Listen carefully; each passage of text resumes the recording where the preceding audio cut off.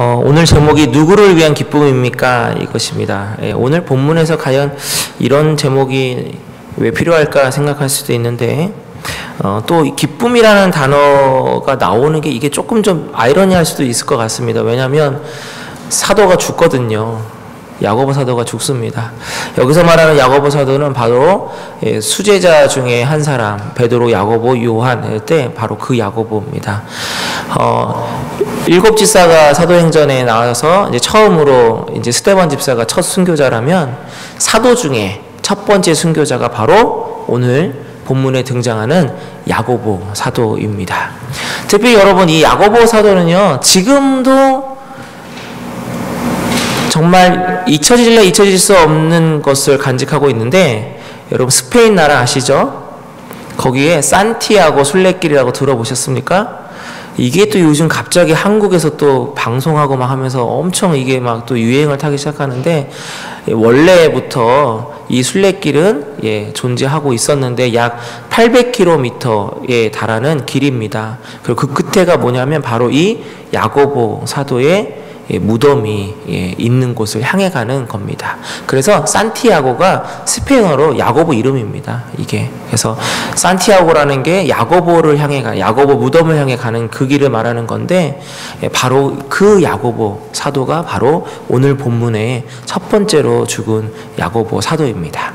자, 그런데 비록 내용은 이게 좀 암울하고 슬플지 모르고 또 하지만 그러나 기쁨이라는 단어가 등장을 합니다. 그런데 우리가 착각하면 안 되는 게, 여기에 나오는 기쁨은요, 아까 우리 인사한 요즘 무슨 기쁨으로 사냐고 하는 그런 기쁨이 아닙니다. 반어적인 것이에요, 여러분. 그래서 설교를 한번 우리가 좀 잘 또 듣기를 원하고요. 특별히 오늘 설교는 이게 역사적인 또 시대적 배경이 좀 많이 나오기 때문에 여러분, 혹시 그런 부분에 약하신 분들은 귀를 쫑긋 세우고 들으시면 되겠습니다. 본문에 등장하는 헤롯이 나오는데요, 정확한 명칭은 헤롯 아그리빠입니다. 그러니까 헤롯은 예수님 당시에, 태어날 당시에 있었던 왕인데, 헤롯 대왕은 이스라엘 역사에 잠시 등장했다가 사라진 헤롯 왕조의 창시자입니다. 근데 이 사람의 그 본이 어디냐면 순수 유대인이 아닙니다. 정통 유대인이 아니고요, 이 헤롯은 이두메인입니다. 이두메인이 누구냐면 이삭의 쌍둥이 아들 있죠? 에서하고 야곱 있는데 그 중에 에서 핏줄입니다. 그래서 이두메인이라고 하고, 성경 들어가면 에돔 족속이라고도 하는 사람들이죠.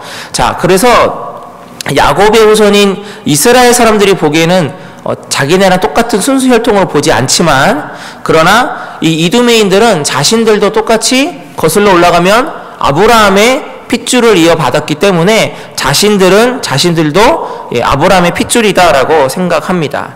하지만 정통 유대인들에게는 이방인하고 똑같은 취급을 받을 수밖에 없었던 사람입니다. 그런 그가 어떻게 유대인의 지금 현재 다스리고 있는 대왕의 자리에 올라가 있는가라는 것이죠. 이것은 바로 아주 간단합니다. 무엇이냐? 바로 이 헤롯은 이 겉모술수에 아주 능하고요, 그 다음에 이 사바사바를 아주 잘했던 사람이라서, 이때 당시가 그냥 평범한 시절이면 절대로 이두메인인 이 사람이 대왕의 자리에 오를 수가 없는데, 이때가 바로 로마 식민지 통치 시대이기 때문에 로마의 사람들에게, 로마의 높은 사람들에게 이걸 사바사바를 잘하는 바람에 이 사람이 지금 현재 유대, 이스라엘 지역의 통치의 자리에 앉아 있는 것입니다. 그러다 보니까 여러분, 집권 내내 항상 걸림돌이 하나 있는데, 자기가 순수 유대인 혈통이 아니라는 것, 이 컴플렉스에 사로잡혀 있습니다. 그래서 다스리긴 다스려야 되는데 이게 너무 큰 컴플렉스다 보니까 채찍과 당근과 채찍으로 다스리기 시작합니다. 자, 첫 번째는 무엇이냐? 로마 제국의 신임을 이루면 자기가 어떻게 됩니까? 팽당하는 거죠. 그래서 열심히 세금을 쥐어짜서 걷어들입니다. 그래서 그거를 로마에게 잘 상납합니다. 로마 입장에서야 거기서 뭐 특별하게 문제 없고, 또 상납금 이런 것만, 세금만 잘 걷어들이면 뭐 좋으니까요. 그래서 그렇게 잘 걷어들이는 헤롯을 좋게 보고 그 자리를 유지할 수 있도록 계속 서포트 해 줍니다. 자, 그런데 또 다른 한편으로는 유대인들에게 자기가 밉보이면 안 되기 때문에, 또 특별히 자신에게 혈통의 문제가 있기 때문에 강하게 나갈 때가 있습니다. 대표적으로 헤롯 대왕이 강하게 당했던 그 부분, 여러분들이 읽었던 그 공간복음서에 있는데요. 바로 예수님이 탄생할 때 그 별을 보고 오는 동방박사 세 사람 경배받고 할 때 어떻게 합니까? 2세 이하의 아이들 다 싹 다 죽여. 이게 바로 무엇이냐면 바로 이 정통 메시아, 유대인으로부터 나오는 이 메시아, 자기는 비정통이잖아요. 그것 때문에 그냥 싹 다 죽여버리라고 한 겁니다. 이런 식으로 자신의 왕권이, 자신의 이 왕위가, 자신의 이 권력이 도전당하는 것을 가장 두려워했던 인물 중에 하나입니다. 자, 그러다가 이제 당근을 써요. 당근은 무엇이냐면 대표적인 게 바로 예루살렘 성전을 재건하는 겁니다. 재건보다는 확장 공사인데 공사하는 겁니다. 예루살렘 성전은 솔로몬 때에 1차적으로 건축되고요. 바벨로니아 제국에 의해서 무너집니다. 그 후에 스룹바벨을 통해서 다시 70년 만에 완공. 그러니까 이게 제2차 성전이라고 하는데, 요 다음에 무려 헤롯 대왕 시절까지 500년이라는 긴 시간 동안에 이 성전이 존재를 합니다. 근데 아무리 잘 지어도 500년이 지났으면 어떻게 될까요? 성전이 낡을 수밖에 없겠죠. 곳곳에 아마 낡고 어디 좀 깨지고 이랬을 겁니다. 자, 그러면 어떤 게 들어가냐면 보수공사가 들어가면 됩니다. 보수공사. 리모델링 하면 되겠죠. 근데 이 헤롯 대왕이 유대인들에게 당근 잘 보이기 위해서 어떻게 하냐면 이양하는 것 리모델링 말고 아예 확장, 더 크게 다시 지어버리자 생각을 합니다. 그래서 기본 틀은 그대로 갖고 있는데 확장하면서 완전 새 걸로 다 바꿔버리거든요. 무려 몇 년의 공사기간이 걸리냐면 83년에 걸립니다. 그래서 자기가 살아있는 동안에 완공 안 됩니다. 자기가 죽고 난 다음에 계속 이어져서 83년에 걸쳐서 그 위대한 큰 예루살렘 성전이 건축됩니다. 역사적으로 알다시피 로마 장군 티투스가요 와서 초토화시킵니다. 그래서 예수님이 돌이 하나도 남지 않는다고 하셨죠. 그게 바로 완공되고 7년 후에 완전히 무너집니다. 83년에 지었는데 7년 있다가 싸그리 무너지거든요. 자, 그런데 여러분 중요한 게 있습니다. 이 헤롯은 성전을 지은 게 하나님을 경외하거나 하나님에 대한 그 어떠한 영광을 위해서 지은 게 아니고요, 자기의 권력을 유지하기 위한 일종의 수단으로밖에 생각지 않은 겁니다. 자, 이러한 배경을 알고 오늘 본문을 보면 우리가 또 다른 깨달음을 얻고 또 이해가 쉽습니다. 자, 본문의 헤롯 아그리파 1세는 헤롯 대왕의 손자였기 때문에 똑같은 컴플렉스를 갖고 있습니다. 나는 정통 유대인이 아니다라는 것이죠. 거기다가 자기 할아버지 때 헤롯 왕조, 자기 아버지 때 자기가 이제 벌써 3번째 아닙니까? 그러니까 혹시라도 원력격인 그러한 유대인의 지도자로부터 잘못 밉보이는 그것을 안 하기 위해서 철저하게 채찍과 당근에 계속 합니다. 자, 오늘 본문이 언제냐면 무교절 기간입니다. 무교절은 이스라엘 사람들이 이집트 노예 살해에서 해방돼서 그 기념하는 그거 6월절 시작되는 저녁부터 7일 동안 계속되는 기간, 이것이 바로 무교절인데 옛날 조상들의 고난받았던 그것을 생각해서 무교, 쉽게 말하면 누룩 없는 빵을 먹는 기간입니다. 그리고 이 기간에는 매년마다 예루살렘 성전으로 6월절 제사를 드리기 위해서 사방에서 유대인들이 몰려드는데요. 원래 평소에는 이 예루살렘 성전이 있는 곳에 약 수만 명밖에 안 사는데 요맘때가 되면 무려 100만 명 정도가 이 도시로 몰려듭니다. 어마어마하죠. 감이 안 잡히시죠, 여러분? 별로 놀라지 않죠? 100만 명이 몰려든다. 이렇게 되다 보니까 항상 두려운 게 있는데 그맘때가 되면 밀란이 일어날까봐 두려운 겁니다. 이스라엘 사람들이 들고 일어날까봐. 자, 그때 배경이 언제냐면요, 바로 예수님 십자가에 못 박히시는 것도 바로 고맥락입니다. 그때 빌라도 총독이 분명히 예수님을 신문하면서 이게 십자가에 달려서 죽을 만한 게 아니거든요, 절대로. 그냥 몇 대 때리고 내보내면 될 거라 생각했는데 죽여라 하니까 뭐가 두려웠냐면 밀란이 일어날까봐. 밀란이 일어나면 자기가 로마 황제로부터 어떻게 됩니까? 그 자리에서 내려와야 되거든요. 자, 자기의 권력을 유지하기 위해서입니다. 그래서 예수님을 십자가에 못 박으라는 그것에 그냥 야 나는 책임 없다 하고서 손 한번 물로 씻고서 십자가에 못 박히게 만든 겁니다. 오늘 맥락도 비슷합니다. 자, 오늘 야고보 사도가 죽습니다. 다른 게 아니에요, 여러분. 원인은 무엇이냐? 이유가 무엇이냐? 그때 당시에 유대인들의 환심을 좀 사야 되겠는데 마침 무교절에 예루살렘에 이 사람들이 경배하러 예배드리러 제사드리러 오는 요맘때에 예수가 다시 살아났다고 증언하는 이 무리들, 이 사람들이 누구에게 눈에 가시 같은 존재냐면 유대인들 지도자들에게는 눈에 가시 같은 존재란 말입니다. 왜? 자기가 죄가 있기 때문에 신성모독으로 마땅히 죽어야만 하는 예수를 죽였고 그것이 모든 이스라엘 사람들에게 그렇게 알고 믿고 있었는데 예수님이 부활했다고 하죠. 사도들이 막 복음을 전하죠. 복음이 막 전파되는데 이게 정말 불꽃처럼 막 일어나 버리죠. 또 사람들이 저 멀리서 그리스도인이라고 막 하죠.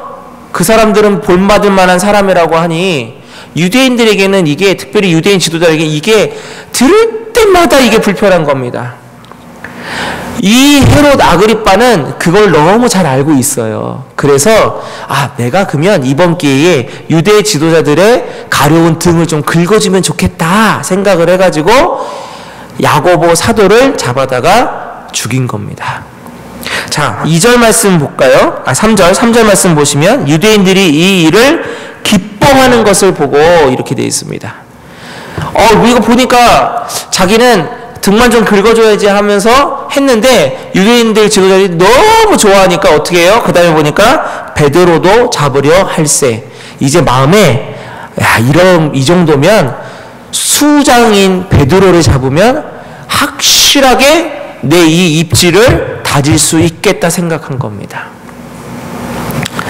자, 모든 사람들은요 자기 자신의 것을 지키기 위해서 이렇게 합리화시키는 욕망이 있습니다. 그래서 남이 하면 잘못된 건데 내가 하면 괜찮아요. 남이 하면 불륜이고 내가 하면 로맨스고 이런 겁니다. 이방인들에게 복음을 전하는 사도들, 예루살렘에 복음을 전하는 사도들, 눈에 가시 같은 존재들을 잡아서 그 사람들이 기뻐하는 것을 통해서 그럼 그 사람들의 기쁨이니까 내가 기쁘다? 아니요, 이거 아닙니다. 여기서 말하는 헤롯 아그리빠는 바로 당신들이 기뻐서 내 이 권력이 유지되니까 그래서 좋은 겁니다. 자, 갈라디아서 1장 10절 말씀 한번 보겠습니다, 여러분. 갈라디아서 1장 10절. 자, 같이 읽겠습니다. 시작. 이제 내가 사람들에게 좋게 하랴, 하나님께 좋게 하랴, 사람들에게 기쁨을 구하랴. 내가 지금까지 사람들의 기쁨을 구하였다면 그리스도의 종이 아니니라. 사도 바울의 고백입니다. 사도 바울은 자신이 주님 위의 것을 주님보다 더 기뻐하는 삶을 살았다면 자기는 주님의 종이 아니라고 그렇게 고백하고 있습니다.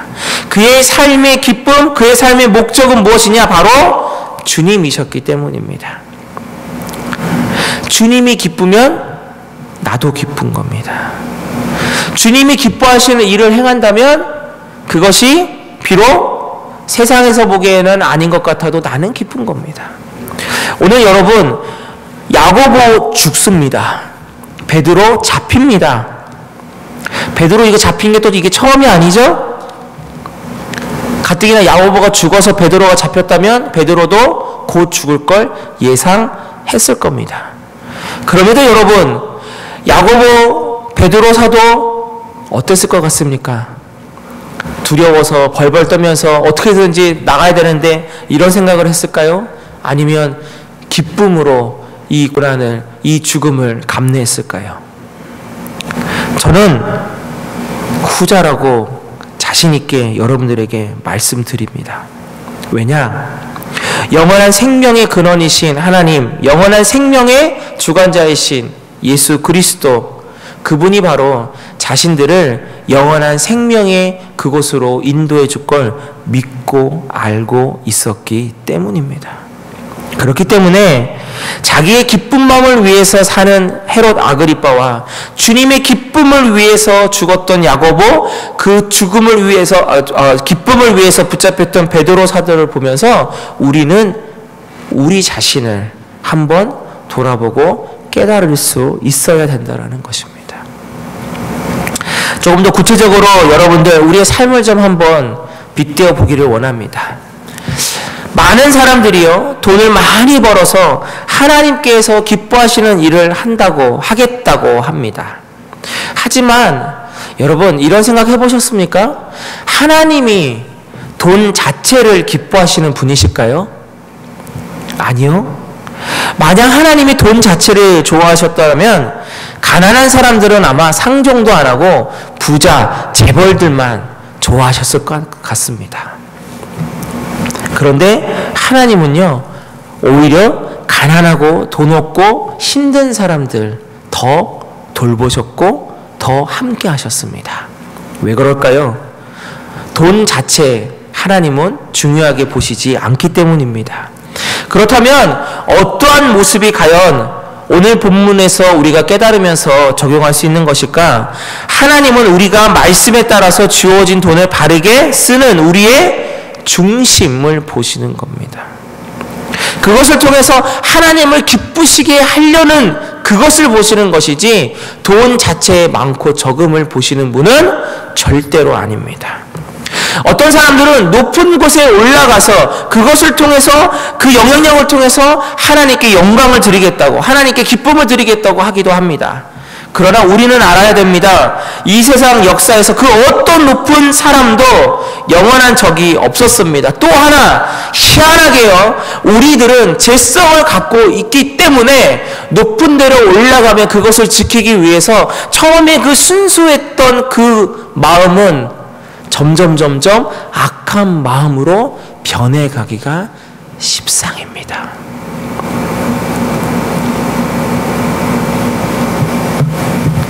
그래서요, 높은 권력 자체를 기뻐하시는 하나님이 아니라 어떤 자리, 어떤 곳, 어떤 직책이든 그곳에서 나는 하나님으로부터 부르심받은 청직이라는 그 고유한 순수성을 잃지 않고 살아가는 우리 그 모습 그 자체를 기뻐하시는 하나님이십니다. 어떤 사람은요, 지식을 통해서 하나님께 영광을 돌리겠다고 합니다. 여러분, 이것도 틀린 겁니다. 모든 지혜와 지식의 근본 누구십니까? 여호와 하나님이라고 분명히 말씀에 그렇게 말씀하시는데, 그런 하나님 앞에서 어떠한 지식을 많은 사람이 그 하나님을 논할 수 있고 그 하나님보다 그 하나님께 감히 그 지식을 통해서 영광을 드리겠다고 할 수 있겠습니까? 오히려 모든 지혜와 지식의 근본이신 하나님 그 앞에 내가 더 엎드리고 더 겸손함으로 나아가는 그 자세, 그것이 바로 하나님이 기쁘게 보시는 우리의 모습인 것입니다. 그렇기 때문에 여러분, 그 어떤 우리가 갖고 있는 그 어떤 것을 하나님을 기쁘게 하는 것이 아니라 이 세상 그 무엇보다도 하나님을 기뻐하면서 하나님을 우리 삶의 목적으로 삼는 우리 자신을 보면서 하나님은 기뻐하시는 겁니다. 요한복음 8장 29절 말씀을 함께 읽겠습니다. 시작. 나를 보내신 이가 나와 함께 하시도다. 나는 항상 그가 기뻐하시는 일을 행함으로 나를 혼자 두지 아니하셨느니라. 아멘. 저는 여기서요, 또 다른 걸 하나 깨닫습니다. 하나님이 기뻐하시는 일을 행하면 어떻게 한다고요? 혼자 두지 아니하신답니다. 예수님은요, 하나님이 기뻐하시는, 아버지가 기뻐하시는 그것을 위하여 공생의 기간 내내 사역하신 겁니다. 그래서요, 공생의 기간에 잘못된 자들에게, 특별히 이 높은 권력, 돈 많고 어떠한 지식이 많은 사람들에게는 회칠한 무덤 같다고 하고 너희들 때문에 순수한 사람들까지 다 지옥으로 끌고 가고 있다고 하면서 막 독소를 퍼부으셨지만, 그러나 어렵고 가난하고 오히려 창녀와 세리 같은 죄 많은 사람들에게는 예수 그리스도의 그 끊임없는 그 아버지 하나님의 사랑의 메시지를 주시면서 병든 자를 치료하시고 인도하시고 구원의 길로 인도해 주시지 않았습니까? 그 모든 것들이 누가 기뻐하시는 일이기에 하신 겁니까? 바로 아버지 하나님이 기뻐하시기에 하신 것이고, 그것을 하니까 하나님이 나와 함께 혼자 두지 아니하셨다라는 그 고백을 하시는 겁니다. 그러니 여러분 분명히 기억해야 될 것은요, 우리도 하나님이 기뻐하시는 그것을 향해 살아가고 나아가고 그 목적을 향해 우리가 중심으로 붙들고 나아가면 누가 우리와 함께 해주시느냐? 하나님이 우리와 함께 해주신다는 것입니다. 교회도 마찬가지입니다. 우리가요, 돈이 많아서 그 어떤 하나님께 기쁨을 드리겠다고 하는 건 아니고요, 우리가 그 어떠한 높은 어떠한 이 네임 밸류를 갖고서 그것을 준비하고서 그것을 만들어서 하나님을 기쁘게 하는 게 아니고요, 지금 이 자리 이곳에서 우리가 하나님 기뻐하시는 일들을 행하려고 할 때 바로 그때 하나님은 기뻐하시며 우리가 그 기쁨의 일을 충분히 감당할 수 있도록 하나님이 우리와 함께 해주신다라는 것입니다. 그러니 여러분 오늘 우리의 삶을 다시 한번 돌아보며 오늘 이 말씀이 여러분들의 삶에 적용되기를 축복합니다. 혹시나 무엇인가가 준비되어져 있지 않아서 자꾸 내가 하나님 앞에 기쁨의 일을 하지 못하고 기뻐하지 못한다라고 혹시 하셨다면 No. 지금 여러분이 있는 그 자리, 갖고 계신 그것만으로도 하나님은 충분하다 말씀하십니다. 인합하다고 하십니다. 다만 우리가 하나님을 기쁘시게 하기 위한 그 초점과 그 목적과 그 삶의 방향과 그 행동만 이제 기다리고 계시는 것입니다. 그리고 여러분 부족한 것이 있다고요? 걱정하지 마십시오. 하나님이 기뻐하시고자 하는 그것을 향해 우리가 나아갈 때 하나님은 우리와 함께 하시면서 그것을 또한 감당할 수 있는 능력도 허락해 주시는 줄로 믿습니다. 그러므로 그렇게 살아갈 때 예수님을 혼자 두지 않으셨던 하나님, 바로 그 하나님이 저와 여러분 또 우리 사랑하는 우리 교회를 분명히 혼자 두지 않게 하시고 함께 하실 은혜가 충만할 줄로 믿습니다.